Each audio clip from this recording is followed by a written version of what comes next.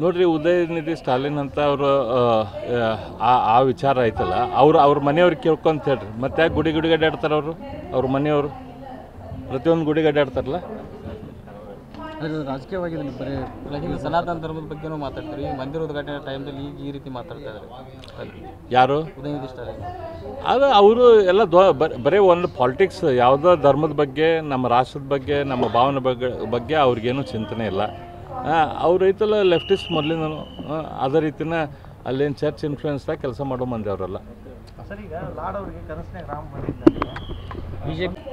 ನೋಡ್ರಿ ಉದಯನಿಧಿ ಸ್ಟಾಲಿನ್ ಅಂತ ಅವರು ಆ ವಿಚಾರ ಐತಲ್ಲ ಅವ್ರ ಮನೆಯವ್ರಿಗೆ ಕೇಳ್ಕೊಂತ ಹೇಳ್ರಿ ಮತ್ತೆ ಯಾಕೆ ಗುಡಿಗೆ ಅಡ್ಡಾಡ್ತಾರೆ ಅವ್ರ ಮನೆಯವರು ಪ್ರತಿಯೊಂದು ಗುಡಿಗೆ ಅಡ್ಡಾಡ್ತಾರಲ್ಲ.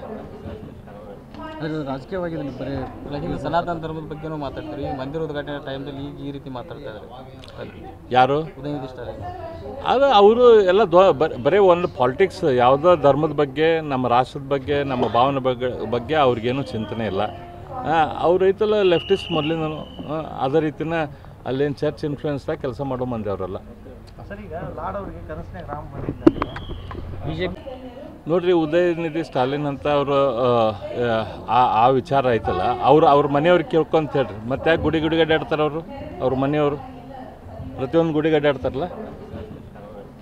ರಾಜಕೀಯವಾಗಿ ಬರೀ ಈಗ ಸನಾತನ ಧರ್ಮದ ಬಗ್ಗೆನೂ ಮಾತಾಡ್ತಾರೆ. ಈ ಮಂದಿರ ಉದ್ಘಾಟನೆ ಟೈಮ್ದಲ್ಲಿ ಈಗ ಈ ರೀತಿ ಮಾತಾಡ್ತಾ ಇದ್ದಾರೆ ಯಾರು? ಉದಯನಿಧಿ ಸ್ಟಾಲಿನ್.